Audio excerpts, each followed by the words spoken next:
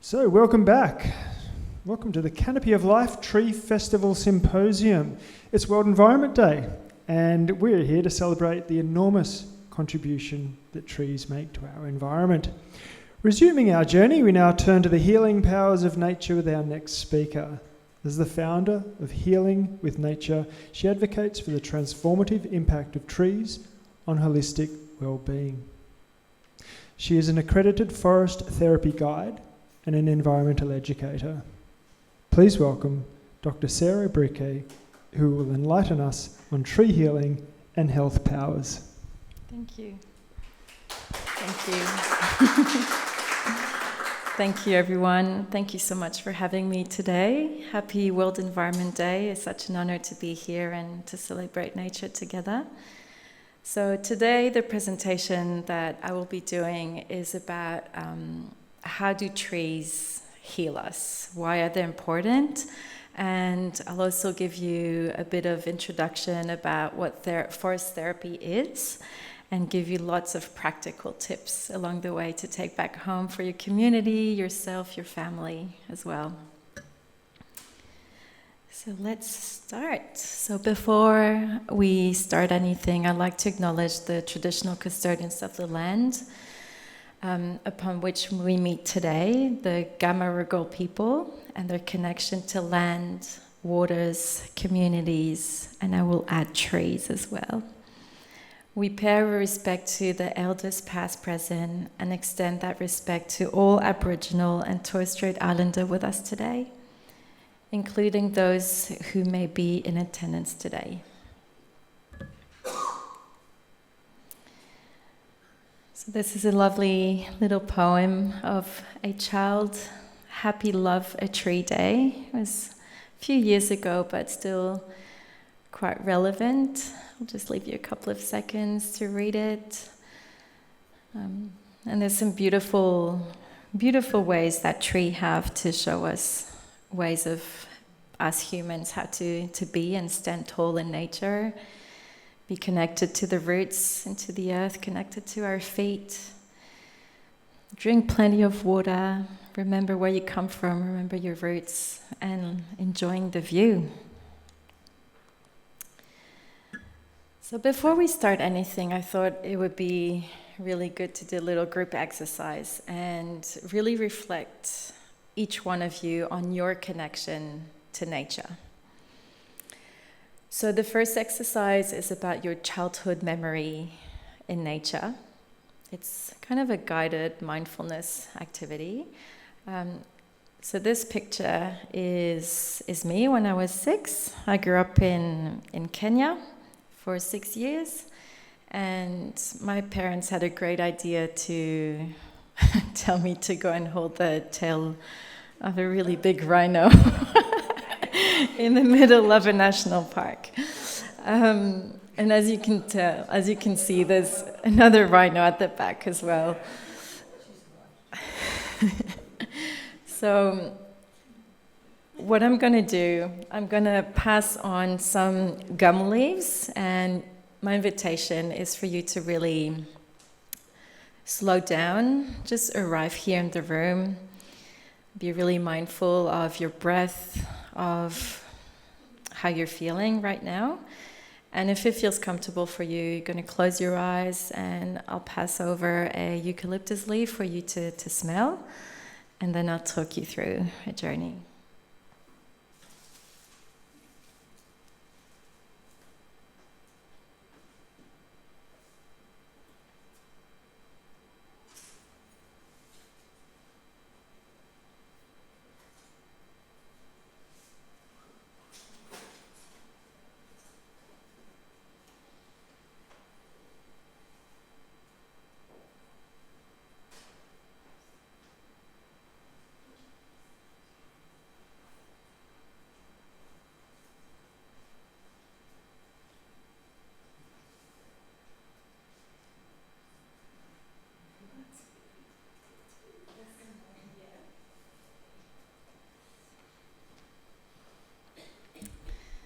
Okay, so inviting you to close your eyes, if that feels comfortable for you. Then you can take the leaf in your hand and crush the leaf. You'll make those essential oils come out.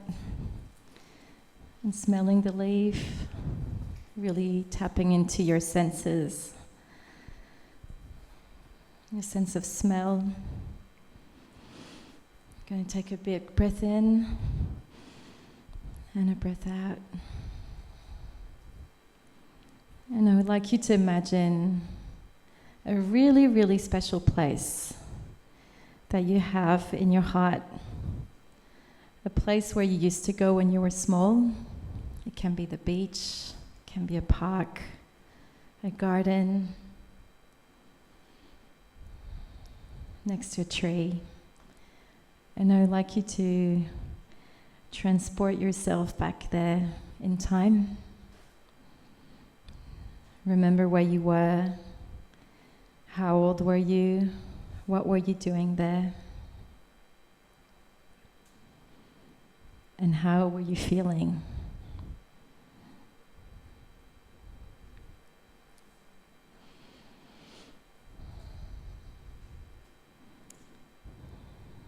And then just a couple more seconds, just really feeling that place, that special place in your life when you were small.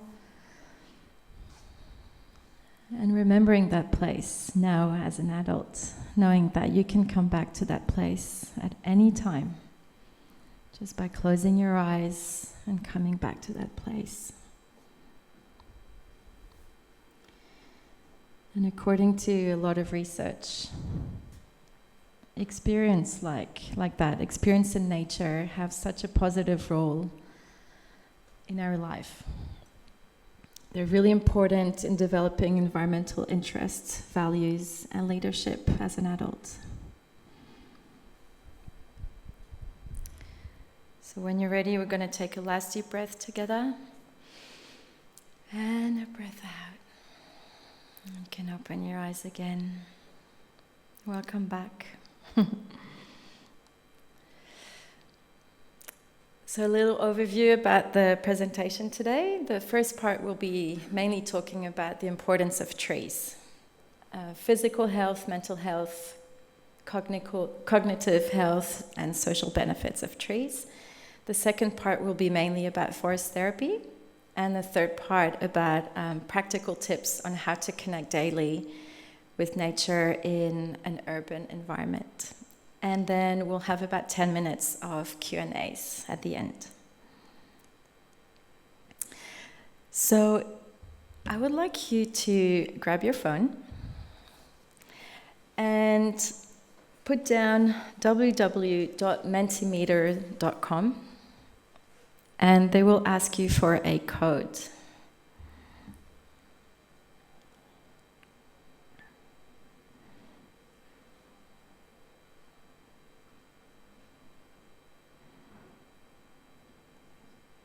The code is 62948906.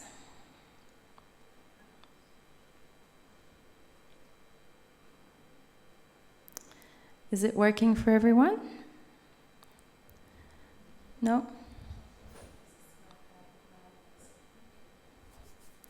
So there should be a question, why are trees important?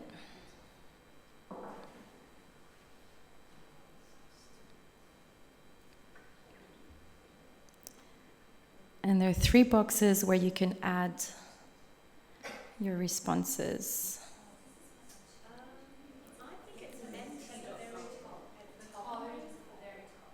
Oh, the code, yes, the code is to put at the very top. Yeah.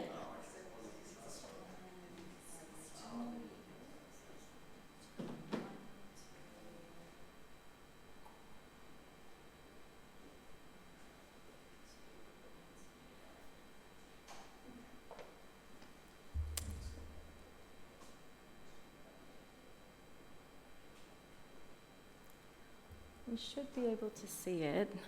Let's leave that for now. Okay, we'll come back to it a bit later, but the idea is for you to think about why are trees important, and it can be keywords. So keeping those words in your mind. It can be oxygen, it can be peace. Okay, so I just want you to keep that in mind. So why are trees important? And then the second question was, how do you feel after spending time in nature? So reflecting on those, why are trees important and how do I feel after spending time in nature? And trees do matter. Why do they matter? They have superpowers. I like to say that when I work with children. They make you feel happy. They actually keep areas cool in urban areas.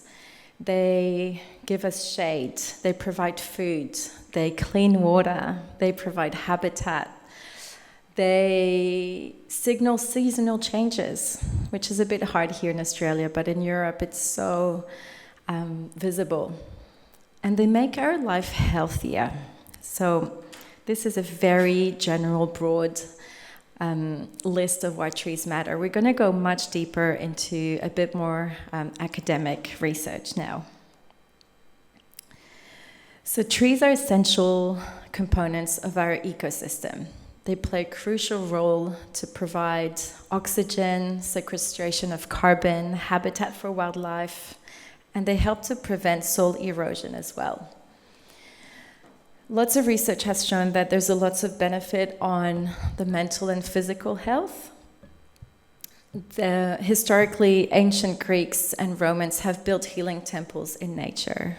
Also the Incas, the Mayans, they knew there was such a deep connection to nature, not only the trees, but the stars as well and the sun.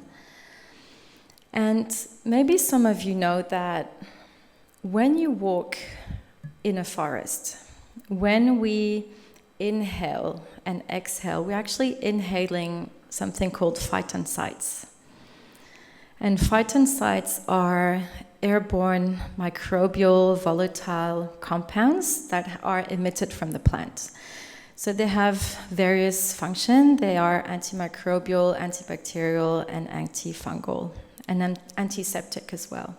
So it's basically a compound that the tree emits to protect itself from any exterior aggression. So it's like the essential oil of the tree.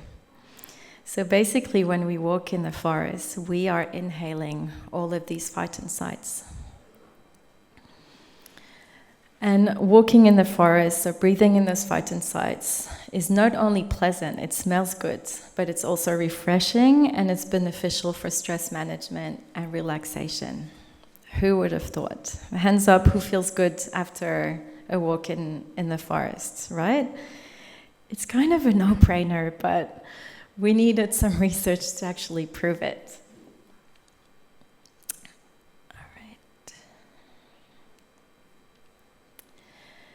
Now let's delve into the physical health benefits of trees. There's more and more research that shows that trees are beneficial for our physical health. They don't only improve the air quality, which also then will improve our respiratory health. They also absorb pollutants, such as ammonia and many other pollutants. They enhance our immune system. So, as I said, the exposure to phytoncides boost the nature killer cells that we have in our body, which means that by spending time in nature, we're actually increasing our capacity of our body to fight against cancerous cells. And all of this has been proven. Also, and I love this research, so it's a research that was done in the 1980s, and that research shows that patients who have come out of surgery in a hospital and have the view, and their room in the hospital have a view on a green space, a park or a tree, actually heal faster. Their capacity to deal with pain is much greater. And what else? And they get out of hospital quicker as well. Isn't that amazing?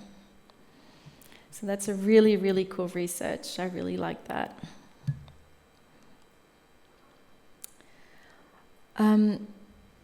So according to Lee, A 3-day forest trip can significantly enhance NK cell activity and expression of anti-cancer proteins in humans.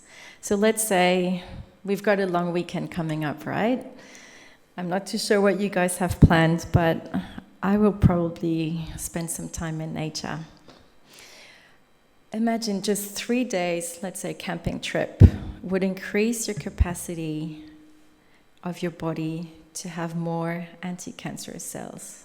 Isn't that amazing? Like when you think about that, we have such a huge responsibility as parents, as educators, whatever your profession is, to bring our community in nature, to bring our children in nature.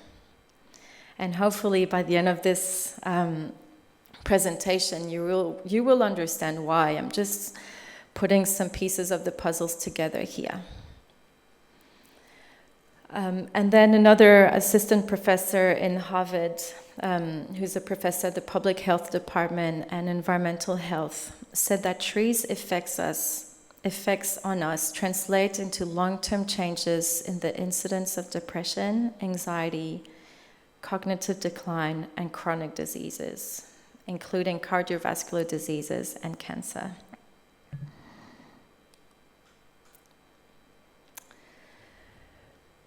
So again, another research, proximity to green spaces has been associated with reduced risk of cardiovascular diseases.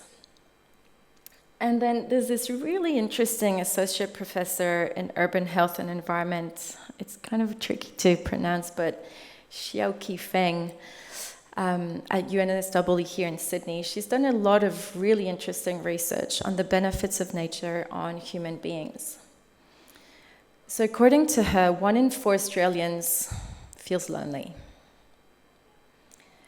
And the quality green spaces in our city can offer a solution. And we will see that a bit later, that by having green spaces around us actually increases our capacity to feel part of a community and to feel less lonely.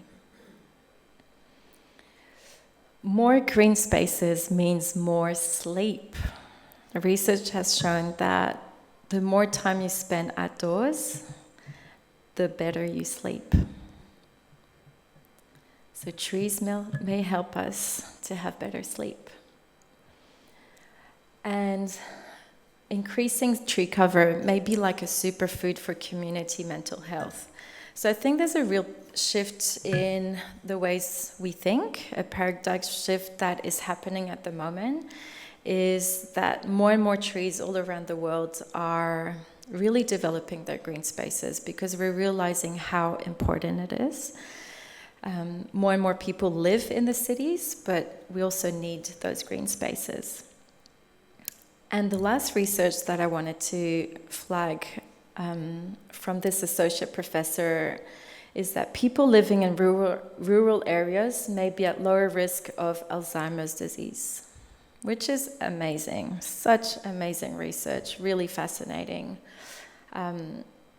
There are some links to these particular research, and I highly recommend you to have a look at them in your own time.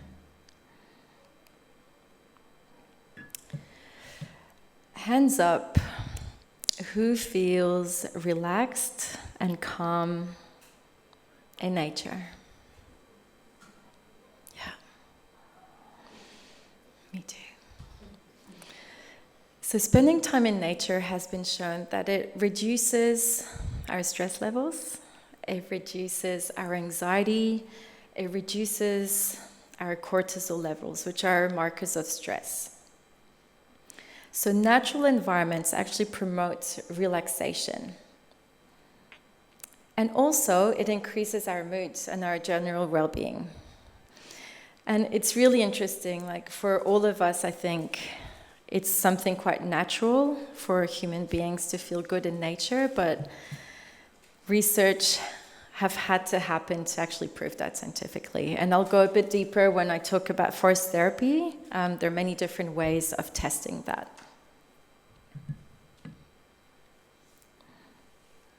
That hammock looks really good, doesn't it, over there? highly recommend to bring a hammock on your camping trips. Cognitive benefits. So we saw physical, mental benefits, and now cognitive benefits of trees. So research has shown that it improves attention and also retention and concentration. So attention restoration theory suggests that natural environments restore cognitive functions by providing a break from focused attention tasks. Who has spent hours and hours on the go in front of a screen? Yes. So, by having nature close by, and I know in my office, one of my offices, I have a window and I have the view on a beautiful garden. I make sure that I get up or I turn around and look at the garden because I know that I will work better, I'll be more productive, I won't have headaches, I'll be nicer with my colleagues. So many benefits. And I'll be more creative as well. Isn't that amazing? So immersion in nature actually improves creativity and problem solving. So I highly recommend if you have a park next to your office, get out, go and get yourself a coffee, go out on your lunch break, go and have a little walk, eat outside, because you will be more productive. Nature walk enhance our memory retention and cognitive flexibility. And that's another really interesting research I absolutely love. It's about schools. When schools or classroom have the view on a natural setting, on a garden, on a tree, on a park, students tend to learn better. They have a better information retention, they have better grades, there's less bullying, less aggressive behaviors in the classroom, and they just are better students. They learn better. It's quite simple, isn't it? But why don't all schools have more green spaces? Yeah? And this research here by Berman says that nature provides a setting that helps to restore depleted cognitive resources, leading to improved performance on cognitive tasks. So for me, for example, if I would be a student, I would go and research and do my work outdoors. And that's what I do now. When I have a research paper to write, a project to develop, I go outside, I bring my computer, and that's where I write down my programs. And I've done the comparison by doing it at home. When the project that I develop in nature, so much more creative, so much more productive than if I would be at home. So I highly recommend that. It's a real shift in paradigm. How can I bring more nature in my everyday life? Let's keep that in our mind. How can I do that? With my children, at work, personally? How can I do that? And I love this saying in Sweden. They say that there's no such thing as bad weather, just bad clothes. If it's raining, okay, let's go outside. Yeah? Let's be brave. Let's just go outside. It's good for you. And then lastly, the social benefits of trees. And in the next session, there's a professor and someone else who are going to talk about the mycelium. Absolutely fascinated by that, so I'm just leaving that to the experts. I was going to do a little blurb on that, but trees do communicate with each other, which is absolutely fascinating. And trees also help us to be more social beings. They enhance our capacity to interact.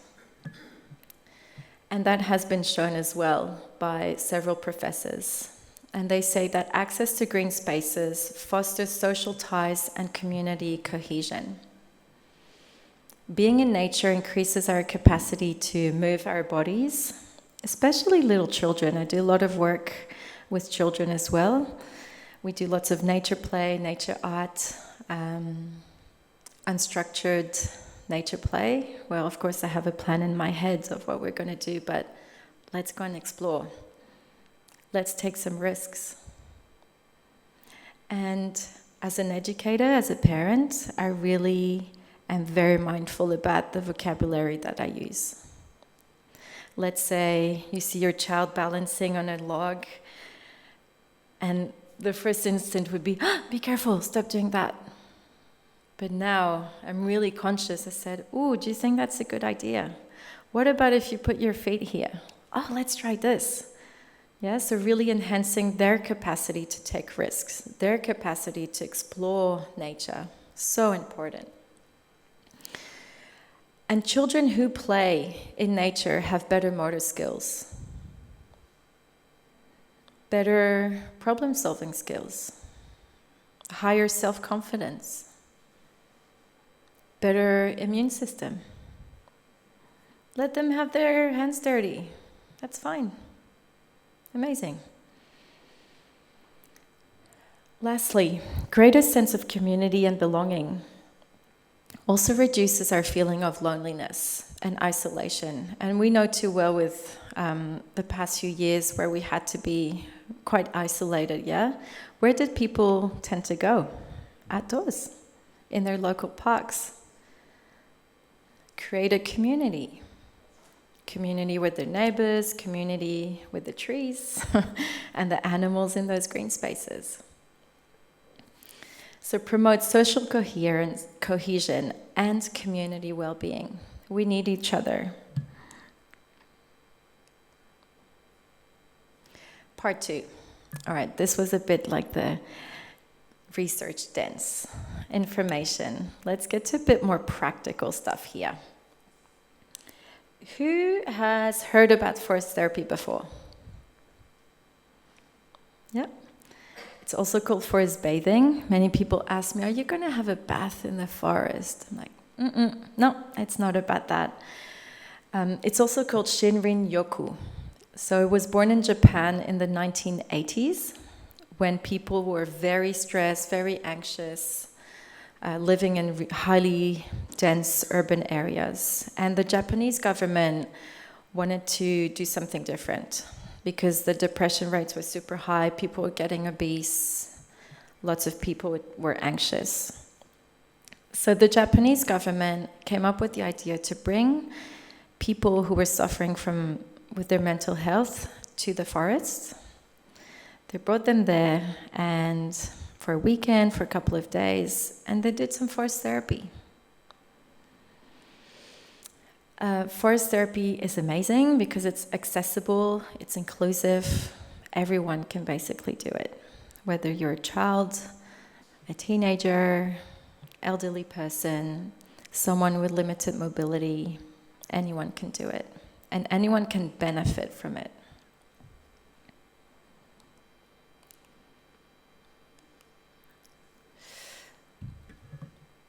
So there's some key principles in forest therapy. The aim is to disconnect to reconnect. You're connecting kind of like into the forest Wi-Fi. Yeah, so it's all about slowing down, about connecting to yourself, connecting to your body, connecting to your community, and to nature. So it's a sensorial experience, and it's basically immersing yourself in nature. It's a combination of many different exercises. There's lots of mindfulness, there's a bit of movement. We use a bit of Qigong or Tai Chi to connect to our bodies. It's a whole experience. So it's usually between an hour and a half and 3 hours. It's very gentle. We ask everyone to put their phone down, put their phone off for the brave ones, if they dare to do that.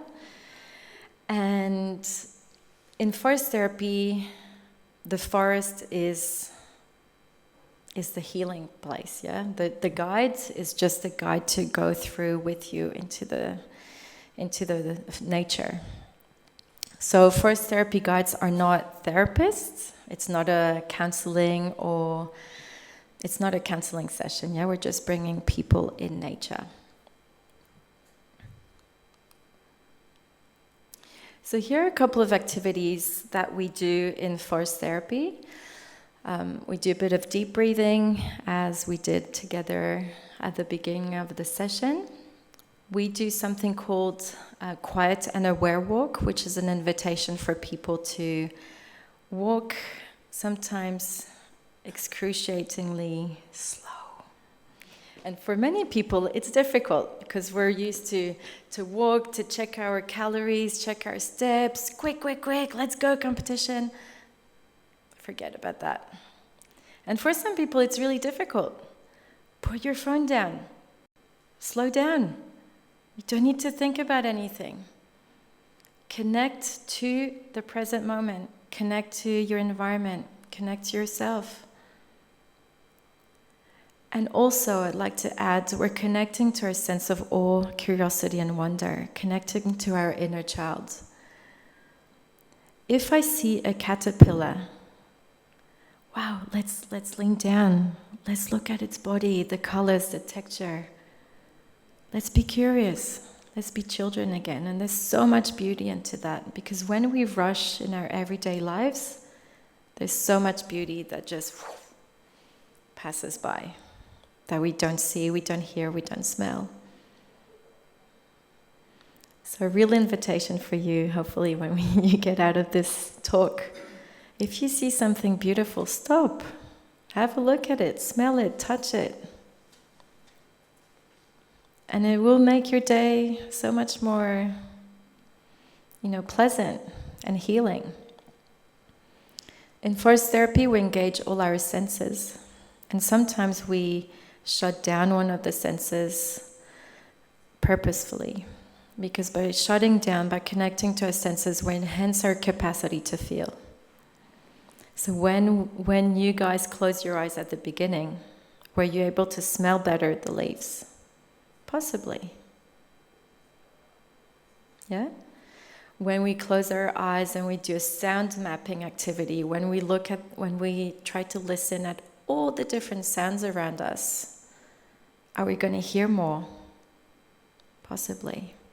And the more you do that, the more you fine-tune all your senses. So when you go in nature after doing these activities on a regular basis, you have no idea how your experience will be when you're in nature. You will see so many more things. You will smell more things.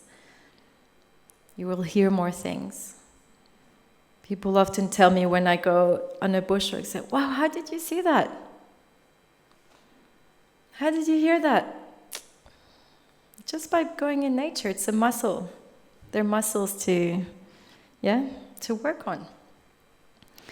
Another activity that I love is interview with nature. So let's say you find a super interesting flower or tree. Be curious. Do like a job interview. What's your name? How are you? Why are you here? What's your role here? Which animal come to visit you? How old are you? And if you're brave, do you have a message for me today? I've had some corporate people doing that in my walks. At first, like, I won't do that. That's like a hippies thing. I won't do that. And I said, just try something new. Try something you haven't done before. Maybe it feels weird. So what? We're all doing weird thing at the same time. Let's do it. And some of the effects, I've had that person coming back to me at the end of the session. They said, I got a message from one of my parents who died not long ago, and I was able to connect with that person. And that's another thing. When you go to nature, I have such an invitation to open yourself to something you have never done before. Why not try?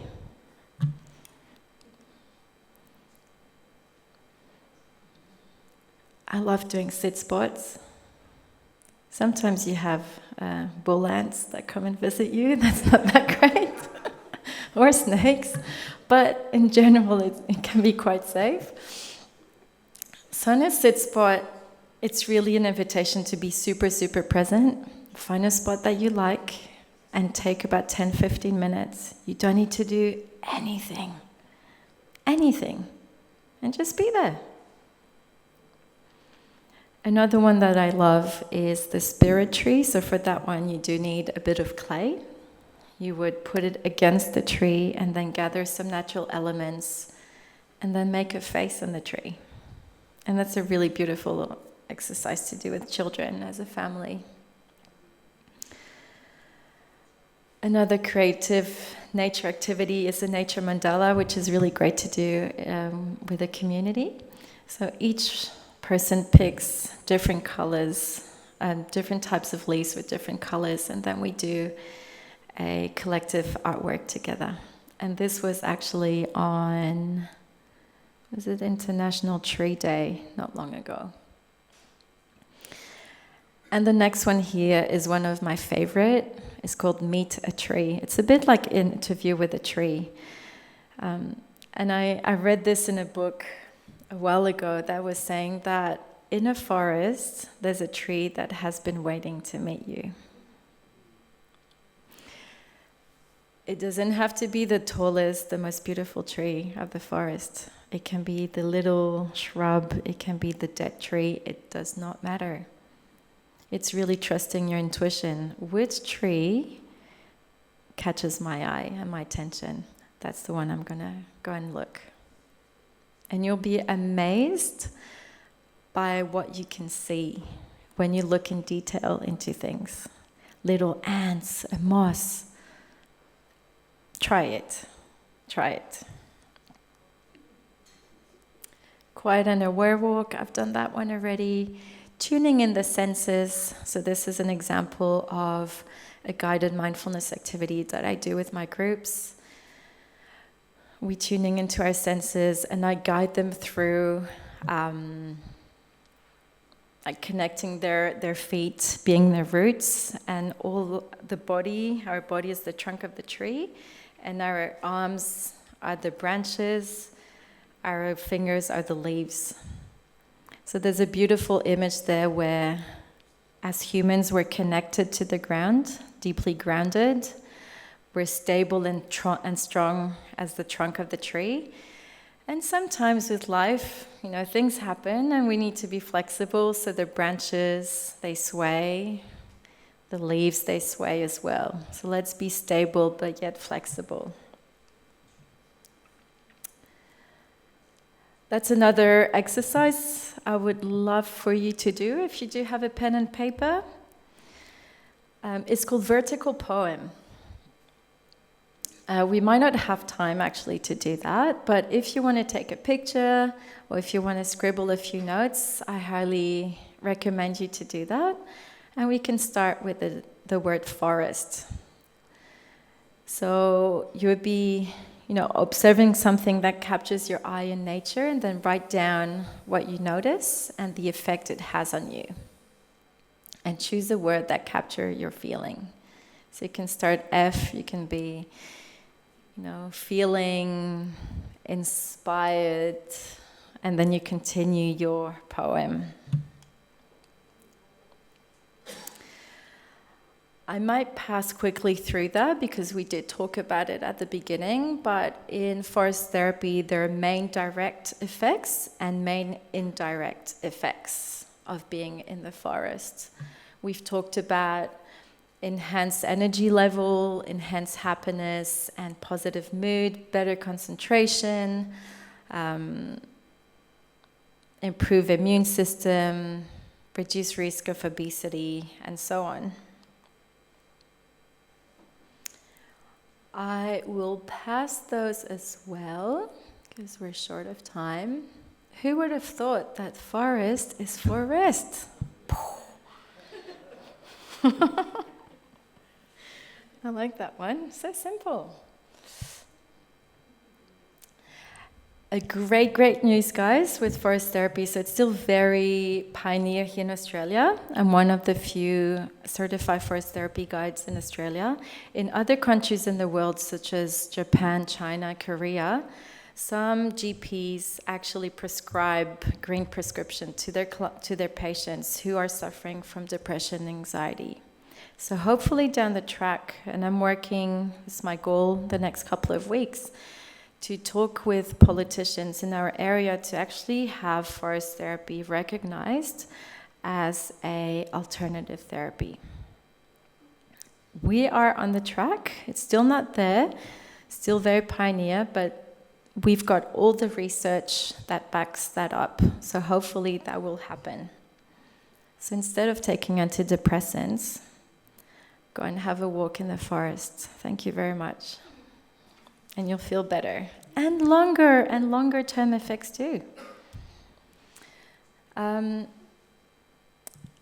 I just wanted to finish with really practical tips on how to connect with nature on a daily basis for some of us that live in really urban environments.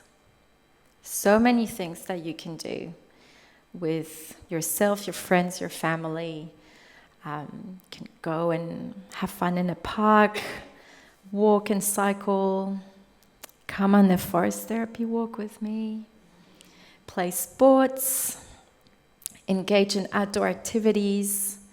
You can create a small garden on your balcony as well. Why not create your little garden?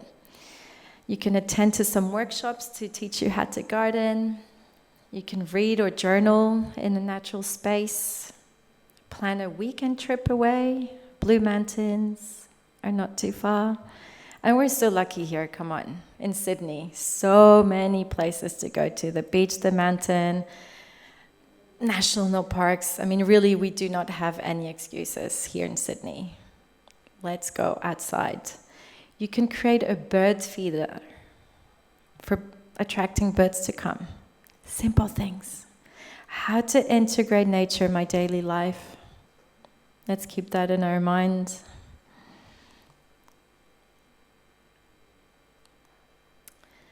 And thank you very much for listening. Thank you so much. And I really hope that this presentation has motivated you to go in nature much more, and also to give you some backup, some really strong academic research to back all of this information. So happy exploring, happy immersion in nature, everyone. Thank you so much for listening. Thank you.